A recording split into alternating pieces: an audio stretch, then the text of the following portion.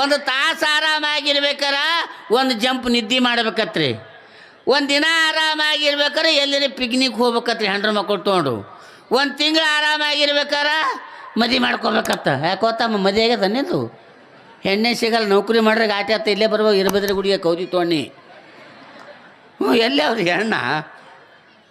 ನಾ ಇನ್ನೊಂದು ಸ್ವಲ್ಪ ಹೇಳ್ತೀನಿ, ನಮ್ಮ ಶಾಸಕರಿಗೆ ಪಾಟೀಲ್ರಿಗೆ ಅಪ್ಪವ್ರಿಗೆ ಹೇಳಕತ್ತೀನಿ, ಇನ್ನೊಂದು 20-30 ವರ್ಷಿಗೆ ಏನಾಗ್ತದಂದ್ರೆ ಈ ನೌಕರಿ ಮಾಡೋರು ದೊಡ್ಡ ದೊಡ್ಡ ಸಾವುಕಾರಗಳೇನು ರೊಕ್ಕ ಗಳಿಸಿಟ್ರಲ್ಲ ಅವರೇ ರೈತರ ಮನೆ ಮುಂದೆ ನಿಂತು ಗಂಗಾ ತೊಗೊಂಡು ನಿಂದಿರ್ತಾರೆ. ಒಂದು 4 ರೊಟ್ಟಿ ಕೊಡ್ರಿ 500 ರೂಪಾಯಿ ಕೊಡ್ತೈತೆ ಬೇಡ್ಕೊಂತೀನಿ ನಿಂದಿರ್ತಾರೆ ನೋಡು.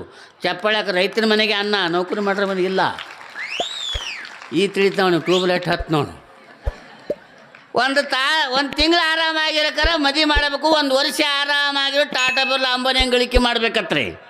ನಾವು ಇನ್ನಟ್ಟು ಆರಾಮಾಗಿರ್ಬೇಕಾದ್ರೆ ಇಂಥ ಗುರುಗಳ ಸೇವಾ ಮಾಡಬೇಕು, ಪುರಾಣ ಕೇಳಬೇಕು, ತಂದೆ ತಾಯಿ ಸೇವಾ ಮಾಡಬೇಕು, ಬಿದ್ದವ್ರಿಗೆ ಎತ್ತಿಡಬೇಕು, ಹಸಿದವ್ರಿಗೆ ಅನ್ನ ನೀಡಬೇಕು. ಎಂತಿ ಕಾಲು ಹೊತ್ಬೇಕಾ? ಸುಮಾರು ಕುಂದ್ರಿ. ಮತ್ತು ಇದನ್ನು ಆರಾಮೇ ರೀ.